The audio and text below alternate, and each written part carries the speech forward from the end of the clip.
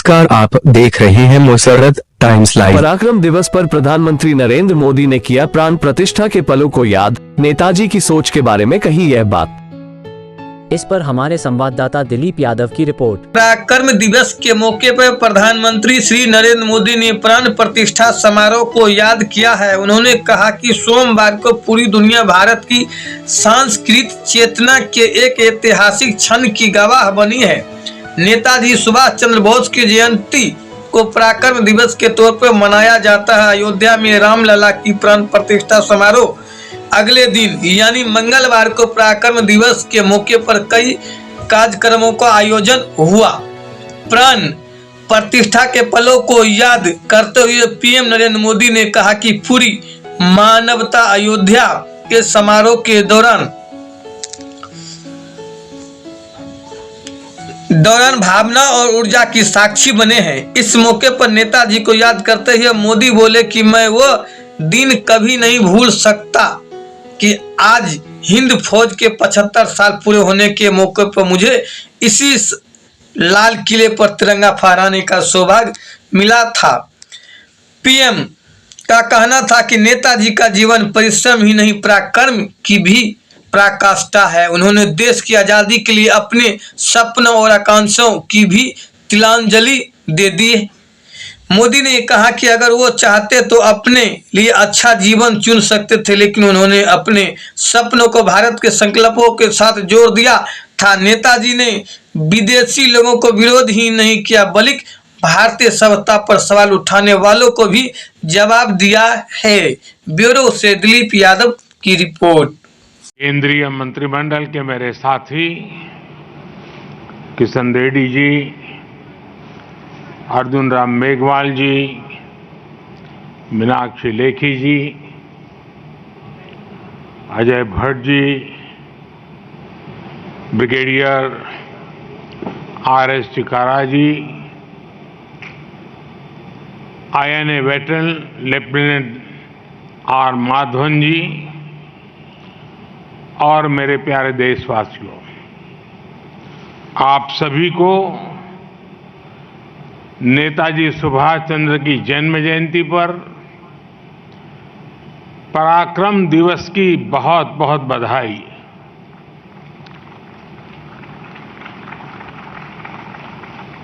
आजाद हिंद फौज के क्रांतिक वीरों के सामर्थ्य का साक्षी रहा ये लाल किला आज फिर नई ऊर्जा से जगमग उठा है।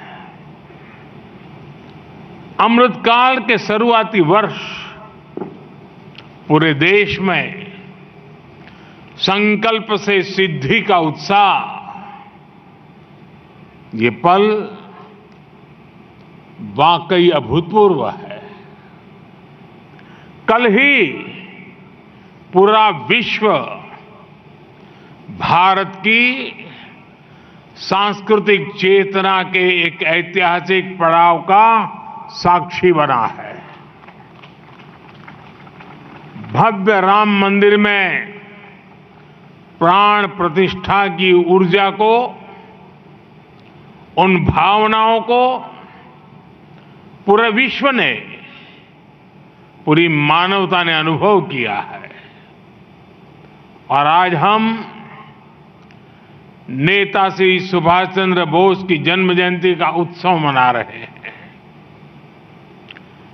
पिछले कुछ वर्षों में हमने देखा है कि जब से 23 जनवरी को पराक्रम दिवस घोषित किया गया, गणतंत्र दिवस का महापर्व 23 जनवरी से बापू की पुण्यतिथि 30 जनवरी तक चलता है।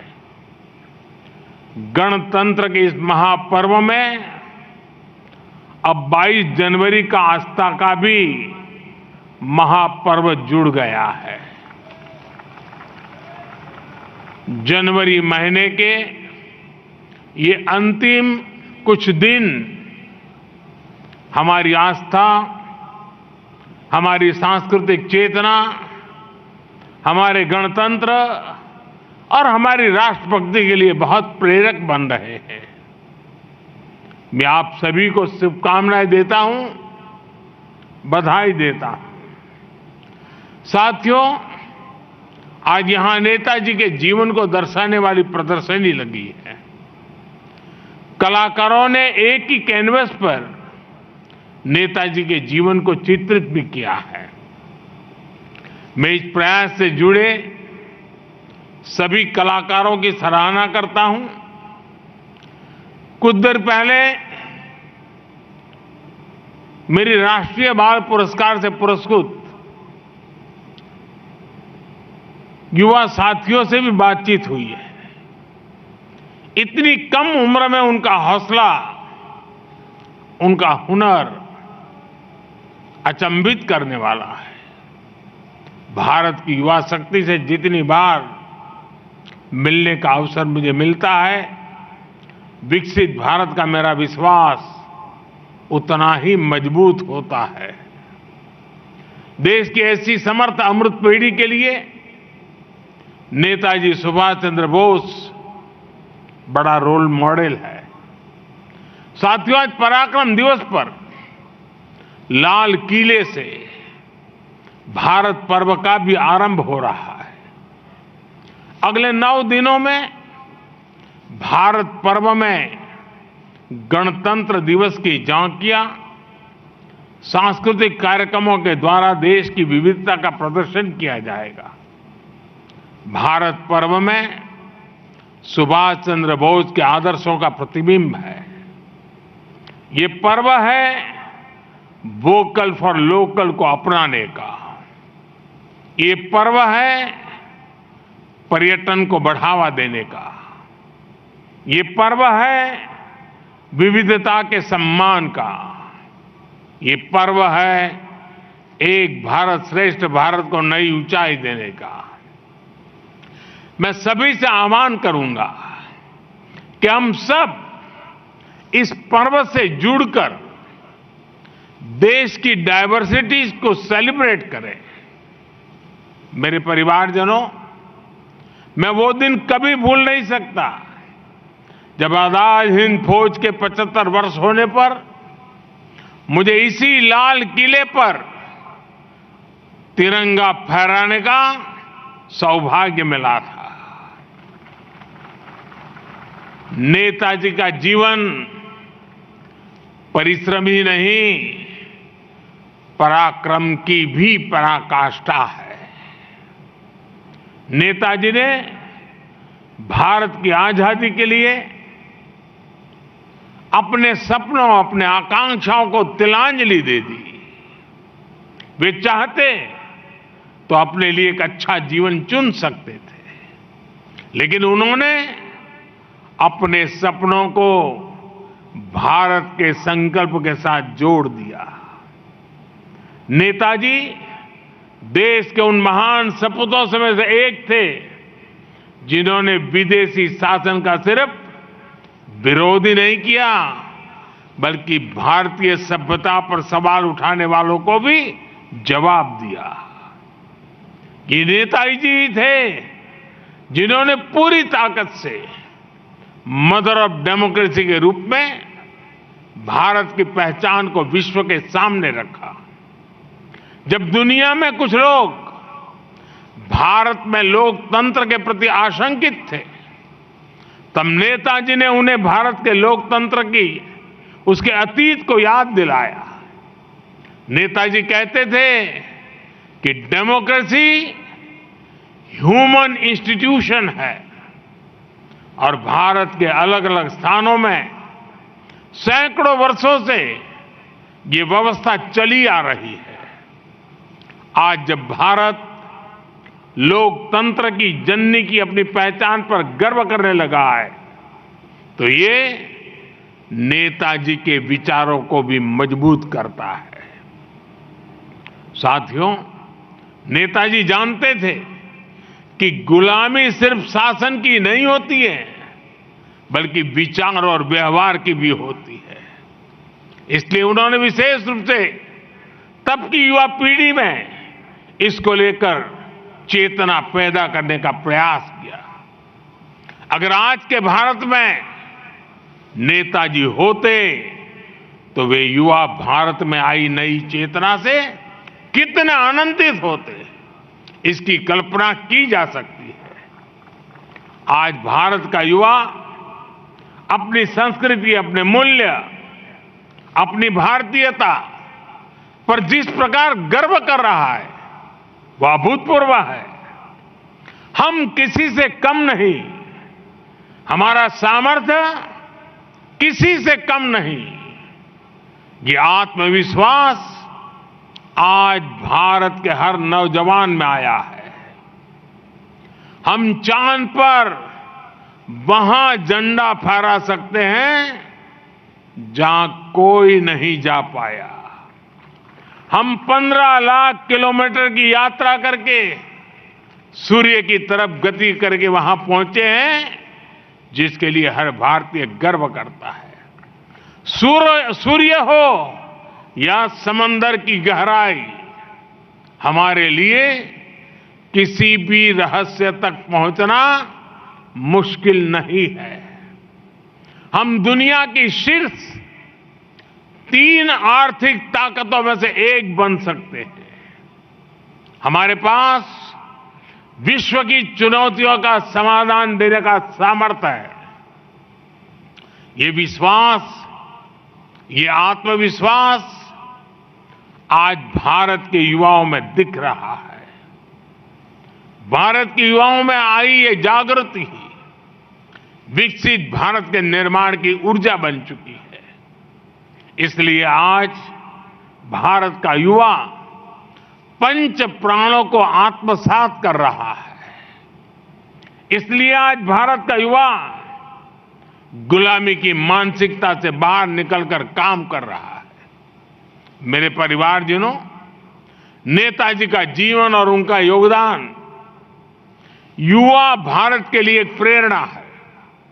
ये प्रेरणा हमेशा हमारे साथ रहे, कदम कदम पर रहे।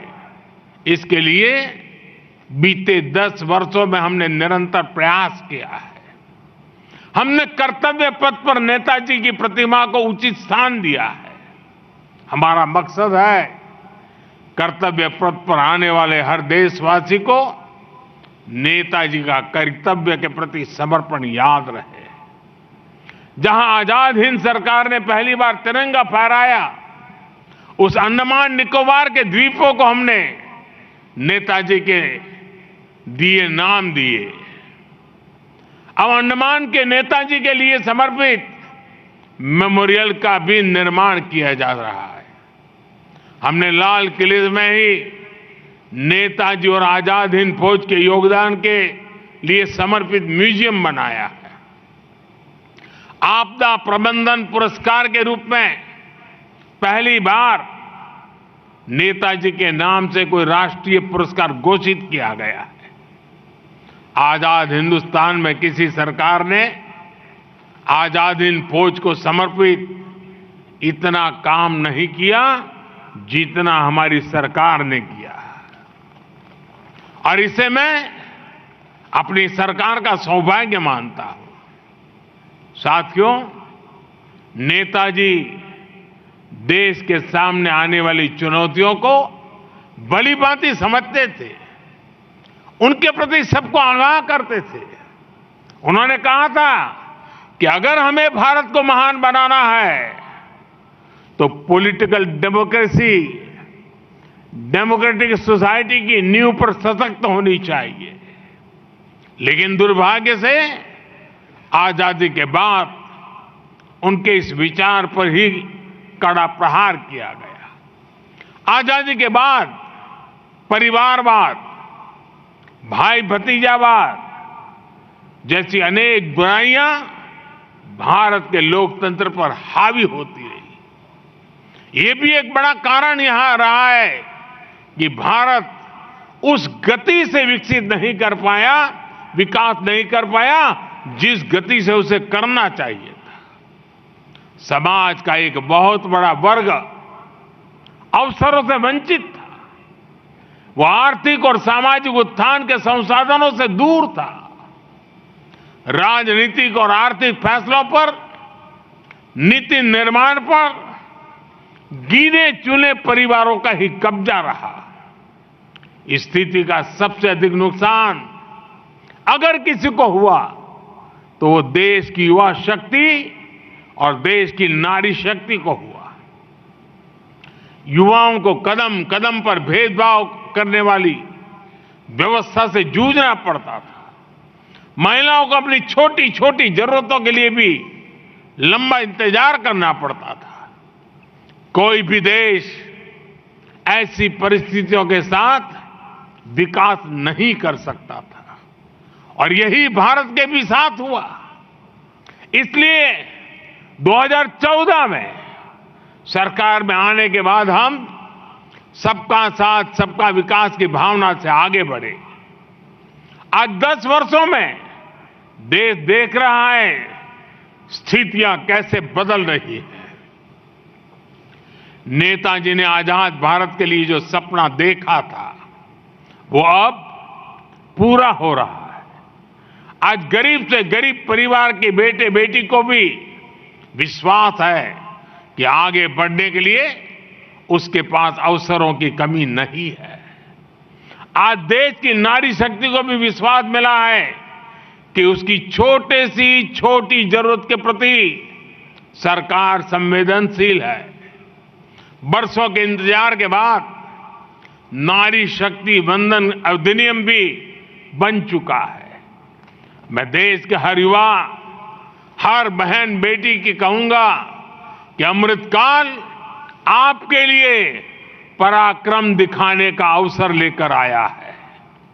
आपके पास देश के राजनीतिक भविष्य के नवनिर्माण का बहुत बड़ा अवसर है। आप विकसित भारत की राजनीति को परिवर्तन करने में बड़ी भूमिका निभा सकते हैं। देश की राजनीति को परिवारवाद और भ्रष्टाचार की बुराइयों से हमारी युवा शक्ति और नारी शक्ति ही बाहर निकाल सकती है। हमें राजनीति से भी इन बुराइयों को समाप्त करने का पराक्रम दिखाना ही होगा, इन्हें परास्त करना ही होगा। मेरे परिवारजनों, कल मैंने अयोध्या में कहा था कि राम काज से राष्ट्र काज में जुटने का समय है। ये राम भक्ति से राष्ट्र भक्ति के भाव को सशक्त करने का समय है। आज भारत के हर कदम, हर एक्शन पर दुनिया की नजर है। हम आज क्या करते हैं, हम क्या हासिल करते हैं, ये दुनिया उत्सुकता से जानना चाहती है। हमारा लक्ष्य साल 2047 तक भारत को विकसित राष्ट्र बनाना है। हमारा लक्ष्य भारत को आर्थिक रूप से समृद्ध, सांस्कृतिक रूप से सशक्त और सामरिक रूप से समर्थ बनाना है। इसके लिए ये जरूरी है कि आने वाले 5 वर्षों के भीतर हम दुनिया की तीसरी बड़ी आर्थिक ताकत बने और ये लक्ष्य हमारी पहुंच से दूर नहीं है। बीते 10 वर्षों में हम 10वें नंबर से 5वें नंबर की आर्थिक ताकत बन चुके हैं। बीते 10 वर्षों में पूरे देश के प्रयासों और प्रोत्साहन से करीब 25 करोड़ भारतीय गरीबी से बाहर निकले हैं। जिन लक्ष्यों की प्राप्ति की पहले कल्पना भी नहीं होती थी, भारत आज वो लक्ष्य हासिल कर रहा है। मेरे परिवारजनों, बीते 10 वर्षों में भारत ने अपने सामरिक सामर्थ्य को सशक्त करने के लिए भी एक नया रास्ता चुना है। लंबे समय तक रक्षा सुरक्षा जरूरतों के लिए भारत विदेशों पर निर्भर रहा है, लेकिन अब हम इस स्थिति को बदल रहे हैं। हम भारत की सेनाओं को आत्मनिर्भर बनाने में जुटे हैं। सैकड़ों ऐसे हथियार और उपकरण हैं जिनका इंपोर्ट देश की सेनाओं ने पूरी तरह से बंद कर दिया है। आज पूरे देश में एक वाइब्रेंट डिफेंस इंडस्ट्री का निर्माण किया जा रहा है। जो भारत कभी दुनिया का सबसे बड़ा डिफेंस इंपोर्टर था, वही भारत अब दुनिया के बड़े डिफेंस एक्सपोर्टर्स के रूप में शामिल हो रहा है। साथियों, आज का भारत विश्व मित्र के रूप में पूरी दुनिया को जोड़ने में जुटा है। आज हम दुनिया की चुनौतियों के समाधान देने के लिए आगे बढ़कर काम कर रहे हैं। एक तरफ हम दुनिया को युद्ध से शांति की तरफ ले जाने का प्रयास कर रहे हैं, वहीं दूसरी तरफ अपने हितों की सुरक्षा के लिए भी पूरी तरह से तत्पर है। साथियों, भारत के लिए, भारत के लोगों के लिए अगले 25 वर्ष बहुत महत्वपूर्ण है। हमें अमृतकाल के पल पल का राष्ट्र हित में उपयोग करना है। हमें परिश्रम करना है, हमें पराक्रम दिखाना है। ये विकसित भारत के निर्माण के लिए बहुत आवश्यक है। पराक्रम दिवस हमें हर वर्ष इस संकल्प की याद दिलाता रहेगा। एक बार फिर पूरे देश को पराक्रम दिवस की बहुत बहुत बधाई। नेताजी सुभाष चंद्र बोस के पुण्य स्मरण करते हुए मैं आदरपूर्वक श्रद्धा सुमन देता हूं। मेरे साथ बोलिए, भारत माता की, भारत माता की, भारत माता की। बहुत बहुत धन्यवाद।